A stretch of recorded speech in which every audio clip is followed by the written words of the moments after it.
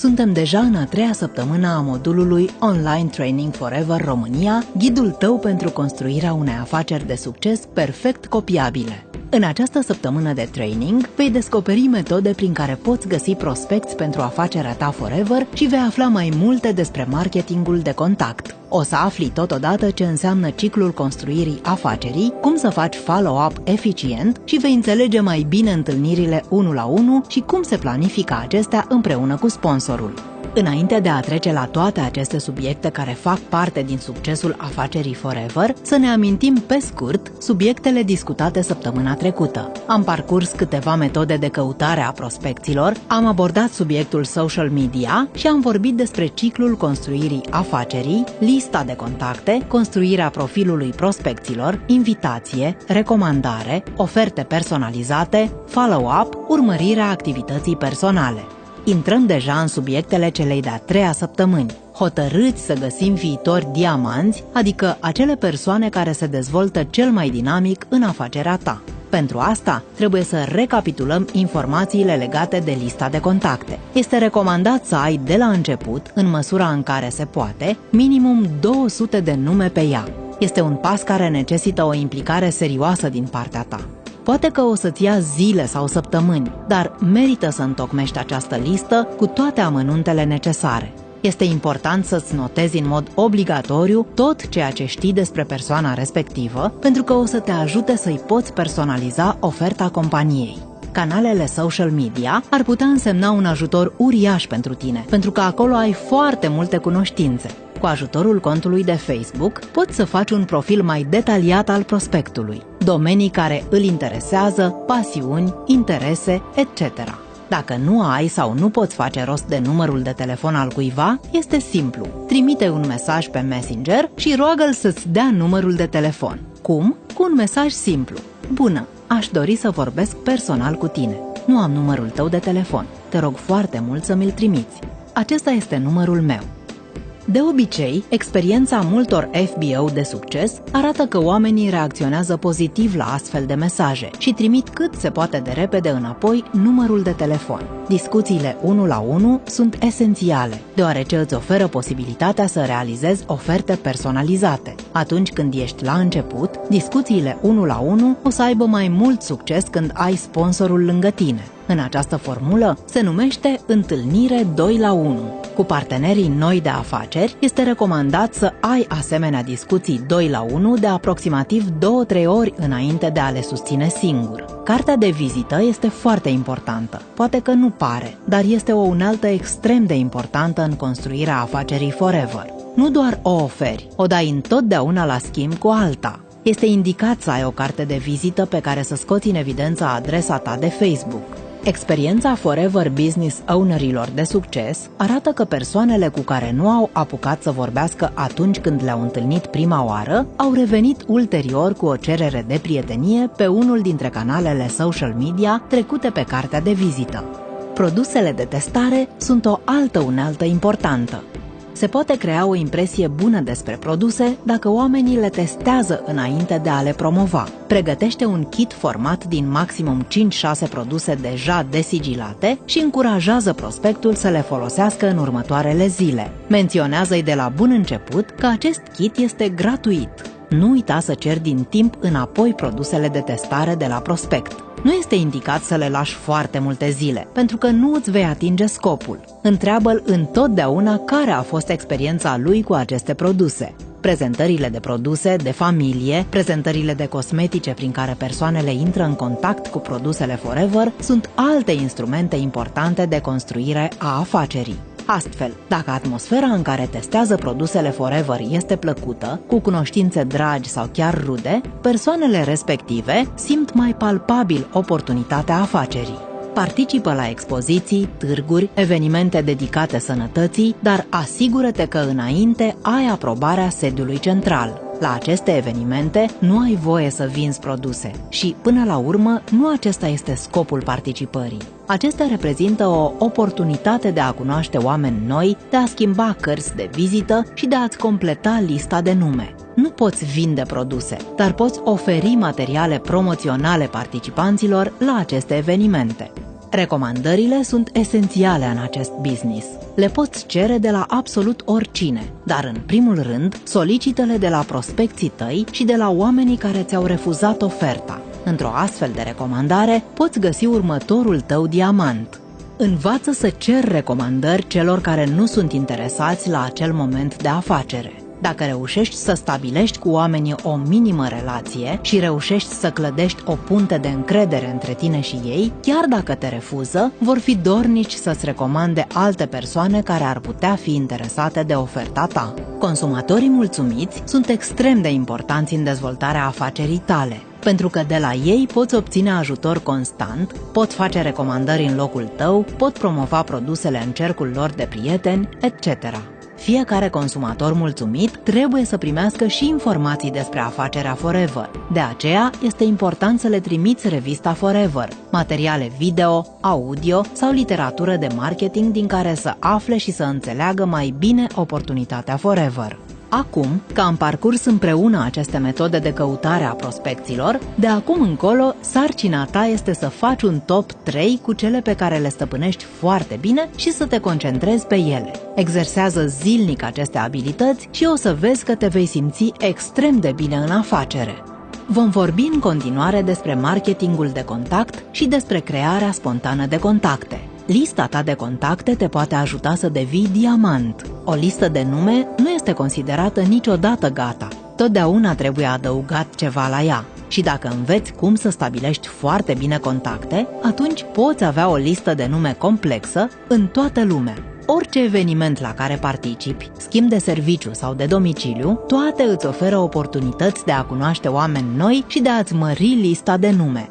Pe măsură ce afacerea își demonstrează eficiența și beneficiile și pe măsură ce o să descoperi cu ce lucruri frumoase îți îmbogățește viața, o să fii mai dornic să dai oamenilor această oportunitate, să le vorbești despre ea, să le ceri recomandări și să-ți faci noi contacte. În timp, o să devină un proces firesc, natural, să faci schimb de cărți de vizită și de nume sau să-ți completezi lista de contacte. Chiar dacă știi foarte bine o persoană, evită să o copleșești de la bun început cu prea multe informații. Concentrează-te mai mult pe a consolida relația cu ea. Folosește cartea de vizită, canalele social media și telefonul pentru a întări relația dintre voi. Trebuie să o faci astfel încât să devină un proces plăcut, simplu, ușor copiabil.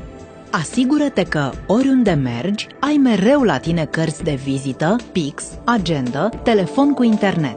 Este important să faci o minimă documentare despre persoana cu care urmează să te întâlnești, să arăți prezentabil, să ai o atitudine pozitivă și să emani încredere în tine. A arăta bine nu se caracterizează printr-o ținută prea sofisticată, ci înseamnă să fii îngrijit, îmbrăcat decent, demn de un antreprenor liber, dar profesionist. Atitudinea ta este una dintre cele mai importante unelte pentru succes. Dacă ai o atitudine entuziastă, ești pozitiv, vesel și mereu bine dispus, oamenii te vor urmări cu interes. Mai mult, vor dori să trăiască și ei aceeași stare și vor dori să afle cum. Poți folosi acest lucru ca pe o oportunitate de a le vorbi despre afacere. Unde poți să cunoști oameni cărora să le prezinți afacerea? Este întrebarea de pe buzele multor potențiali FBO. Răspunsul este cât se poate de simplu. Oriunde. Pe lângă casă, la serviciu, în bloc, la shopping, în benzinării, într-o sală de așteptare, la evenimente sociale sau culturale, etc. Dacă ești părinte, poți aborda discuțiile despre afacere în grupuri online de mămici, la școală, cu profesorii sau alți părinți. În fiecare zi, pe oriunde mergi, se creează nenumărate ocazii pentru a promova o oportunitate extraordinară. De când ieși pe ușa casei și până te întorci, ai o mulțime de situații în care poți adresa câteva cuvinte plăcute altei persoane, de a iniția o discuție și din aceasta să se poată naște un schimb de contacte. Sigur, asta nu înseamnă că trebuie să ții o întreagă prezentare Forever, ci mai degrabă să te apropii de acea persoană și să consolidezi o relație. Înainte de a vă lua rămas bun, nu te costă nimic să o întrebi dacă are cont pe Facebook sau să-i dai o carte de vizită și să-i ceri la rândul tău numărul de telefon. Deja ai un contact nou. Așa cum am amintit mai devreme, la expoziții, târguri, conferințe, evenimente, poți să aduni contacte noi, pentru că oamenii care sunt acolo au aceleași interese. Pe acest slide sunt prezentate câteva moduri de abordare a prospecților. Nu este obligatoriu să folosești aceste exemple. Mai important și mai ușor este să-ți găsești propriile tale replici care să oglindească cel mai bine felul tău de a fi. Dacă înveți să faci un compliment sincer, zâmbind și să emani încredere atunci când vorbești, o să meargă totul foarte ușor. Există mulți oameni care aspiră la relații de calitate, sunt deschiși și bucuroși dacă tu le prezinți această oportunitate zâmbind, vesel și degajat. Trebuie să fii pregătit mereu și să te aștepți la întrebări legate de profesia sau activitatea ta. Un răspuns adecvat ar fi că ești partener independent forever living. O să constați probabil și că oamenii nu prea știu ce înseamnă acest lucru, dar devin curioși și pun întrebări. Fii pregătit să le răspunzi, spunându-le că dezvolți o rețea de parteneri de afaceri dispuși să-și construiască o viață de calitate și să aibă un venit suplimentar bun. Poți menționa că îi ajuți să-și construiască o afacere funcțională chiar din confortul casei lor. Poți observa diferite variante de răspuns pe slide. Le poți folosi pe cele cu care te identifici cel mai bine. Dacă în urma conversației o să stabilești un contact nou, este important să păstrezi legătura. Dacă circumstanțele nu permit o discuție mai amplă despre oportunitatea forever, poți să-ți iei rămas bun și să-i spui că poți reveni cu un telefon peste o zi sau două. Întreabă-l care moment al zilei este cel mai potrivit pentru el și revino atunci când îți sugerează. O să simtă atenția ta. Să nu amâni revenirea, pentru că dacă trec săptămâni, prospectul nu își va mai aminti de tine. Stabilește-ți clar în minte care este țelul tău în legătură cu un prospect. Atunci când îl cunoști deja, e foarte bine să știi ce vrei de la el în afacerea ta, să fie consumator sau partener de afacere. Dacă primești un feedback pozitiv și reușești să stabilești o minimă relație de încredere cu el, stabilește o întâlnire 1-la-1. Dacă nu e disponibil sau oscilează, nu insista, dar sugerează-i varianta de a-i trimite câteva filmulețe sau materiale de marketing de la companie pe care să se uite atunci când are puțin timp. Întreabă-l când îi le poți trimite, când este cel mai bun moment pentru el și când are timp să se uite puțin peste ele și trimite-i-le atunci. Doar de tine depinde cât de punctual urmărești aceste relații noi și ce rezultate au demersurile tale în succesul afacerii Forever. Hai să vedem un exemplu concret despre cum trebuie să-ți abordezi prospectul atunci când revii la data și ora stabilite împreună. Bună, sunt... Ne-am văzut sâmbătă la expoziția Y și ți-am promis că o să revin cu un telefon. Este un moment potrivit pentru tine? Aș dori să-ți arăt cu ce mă ocup, ce fel de colaboratori căutăm, dar înainte să intrăm în amănunte, pot să-ți spun câteva întrebări? Alege întrebări care au legătură cu ea sau cu el. Unde trăiește, unde lucrează și cu ce se ocupă în timpul liber. Pasiuni, hobby-uri. Încearcă să faci această conversație cât mai plăcută. E important să știi cât mai multe informații despre acea persoană, pentru că poți să personalizezi mesajele pe care le transmiți mai departe legate de produse sau de afacere. De exemplu, dacă prospectul este o mamă cu 2 copii, casnică, dar spune că s-a plictisit să stea acasă, dacă dorește să iasă în lume, să socializeze din nou și să se simtă utilă, atunci poți să-i spui liniștit: mă bucur foarte mult, deoarece compania cu care colaborez oferă mamelor cu copii mici o activitate cu sens, utilă, care le oferă oportunitatea să lucreze de acasă, chiar și online. Dacă e un om de afaceri ocupat, poți să-i spui: mă bucur mult pentru că firma cu care sunt partener oferă activitate oamenilor care doresc un venit suplimentar. Indiferent de situația în care se află prospectul sau de profesia lui, important este ca, în timpul conversației, tu să-ți adaptezi discursul și să personalizezi oferta. Nu uita să-i spui de ce e util pentru el să intre în legătură cu compania Forever și de ce e important să se uite la prezentarea afacerii pe care o trimiți într-o zi și la o oră pe care le stabiliți de comun acord.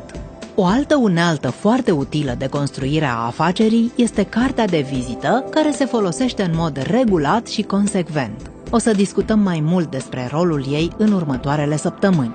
Recomandabil este să ai o carte de vizită care sugerează prin design și nu numai faptul că ești în parteneriat cu Forever Living. O să fie mult mai colorată, o să aibă un aspect profesionist și oamenii o să fie mai deschiși în a o primi. Nu uita să treci adresele tale de social media. Experiența unor FBO de succes arată că oamenii reacționează aproape imediat prin trimiterea unei cereri de prietenie. Așadar, după fiecare discuție, fă neapărat un schimb de cărți de vizită cu persoana respectivă, însă asigură-te că este un schimb de informații. Dacă nu are o carte de vizită la îndemână, ca să nu se simtă într-o situație incomodă, notează-ți datele de contact în telefon sau într-o agendă. Folosește cărți de vizită peste tot unde mergi. Mulți parteneri de afaceri își construiesc echipe solide folosind cartea de vizită.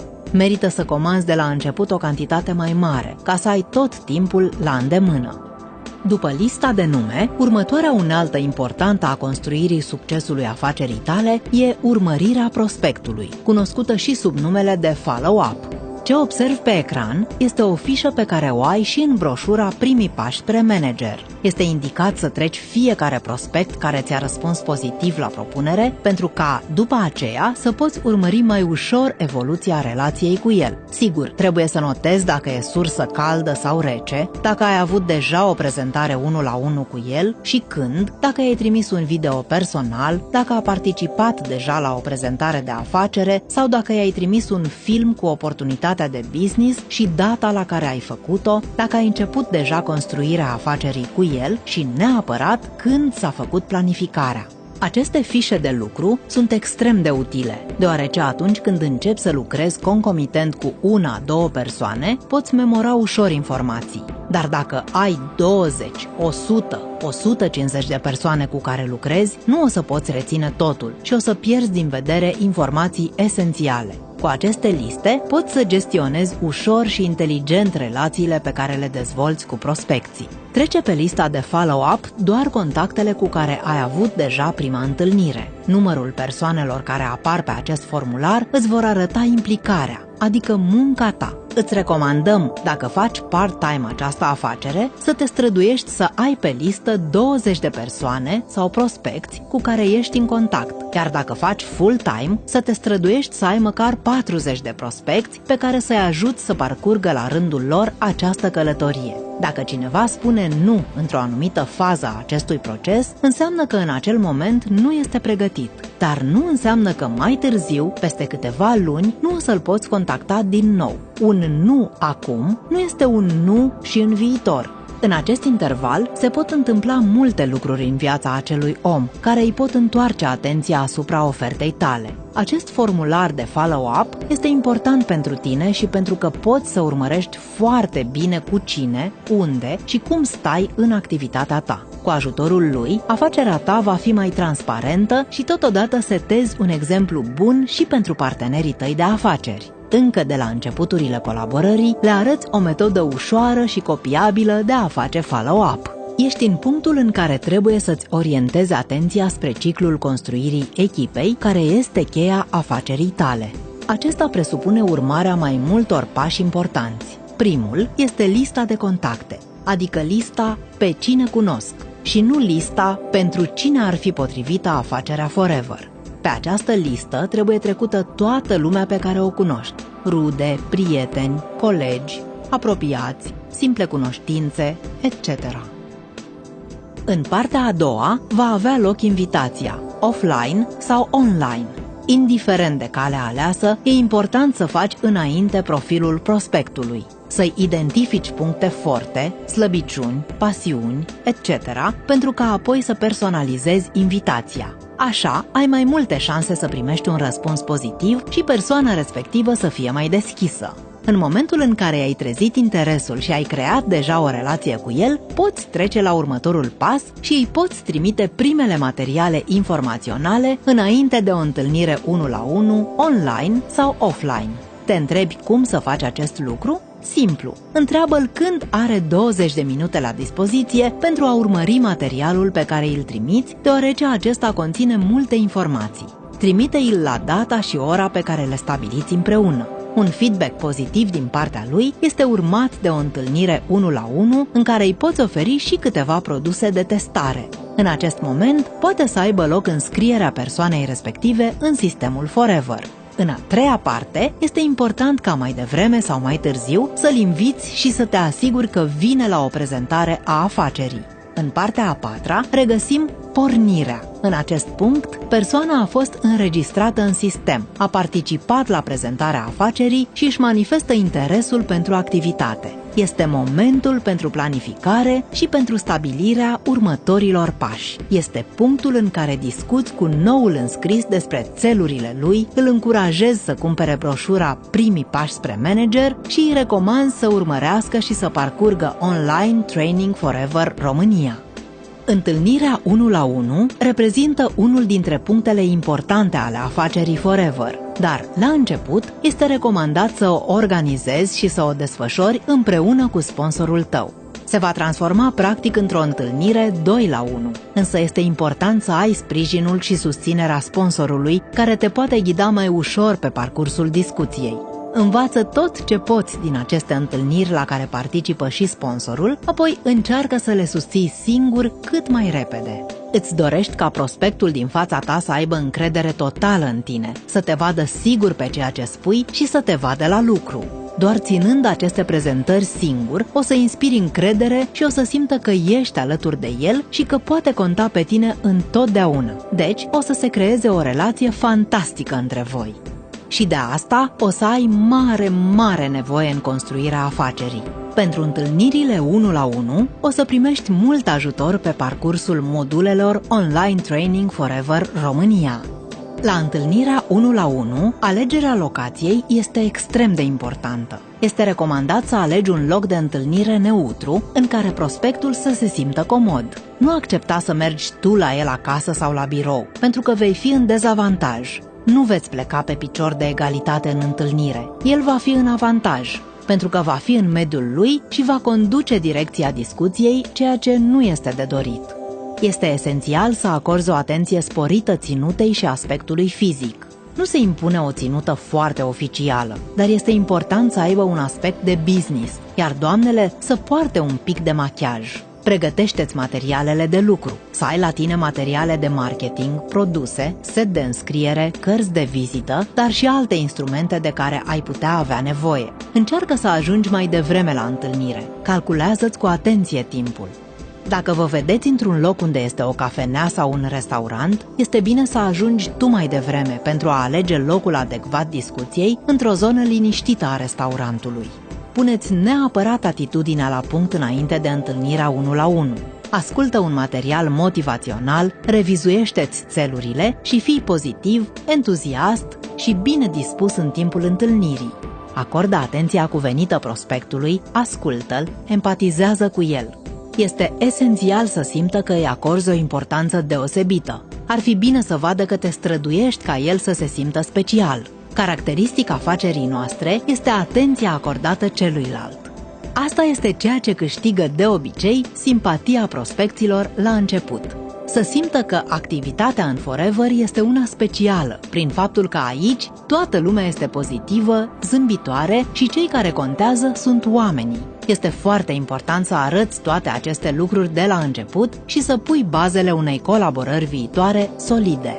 Spre finalul acestui episod, iată câteva sfaturi sau trucuri importante pe care merită să le ai în minte la întâlnirea 1 la 1.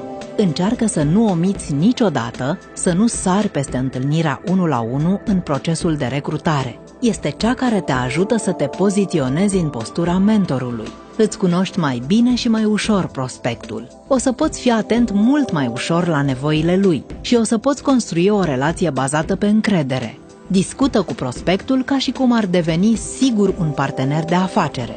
Să nu te concentrezi doar pe întrebări la care să răspundă doar cu da sau nu, ci să-l impulsionezi să se deschidă către tine și să-și scoată în evidență calitățile care l-ar face să devină un partener de afacere cât mai bun. Nu fi rușinos, fii curajos și deschis atunci când îi pui întrebarea de încheiere prin care o să stabilești pasul următor. Uită-te în ochii lui, pentru că atunci o să vezi dacă se gândește serios la oferta ta. La sfârșit, îți lansăm o temă pentru acasă. Stabilește 3 metode de a găsi prospecții care ți se potrivesc cel mai bine și exersează-le în fiecare zi. Comandă-ți apoi cărțile de vizită, consultându-te în alegerea lor cu sponsorul tău sau cu cineva din linia sponsorială superioară. Continuă să lansezi invitații prospecților.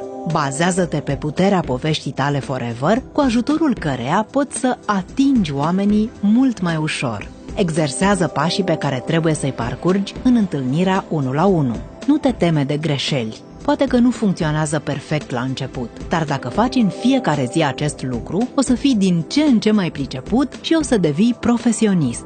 Să ai grijă de consumatorii tăi și să te străduiești să ai cât mai mulți. O să ai nevoie de 20-30 de consumatori în jurul tău ca să-ți formezi un grup solid și loial. Completează fișa de urmărire a activității tale de care ai aflat în săptămâna a doua de training. Stabilește apoi următoarele date pentru întâlniri, webinarii, evenimentele companiei, totul să fie trecut în agenda ta. Îți recomandăm ca pentru evenimente să cumperi din timp biletele. Și nu doar pentru tine. Achiziționează 2 în plus pentru ca astfel, la întâlnirile 1 la 1, dacă simți că un prospect este curios și dornic să se implice, să-i poți oferi un bilet. Cu cât mergi cu mai mulți invitați la aceste evenimente, cu atât reușești să dai mai departe informații într-un mod mai eficient. Încrederea în tine se formează treptat, pe măsură ce înregistrezi primele reușite în dezvoltarea afacerii tale. Concentrează-te doar asupra oamenilor care au o atitudine pozitivă, asupra liniei tale sponsoriale superioare și asupra liderilor tăi pentru a lua un avânt uriaș în construirea afacerii. Îți mulțumim pentru atenția pe care ne-ai acordat-o și îți urăm mult succes în punerea în practică a celor învățate. Să culegi numai succese!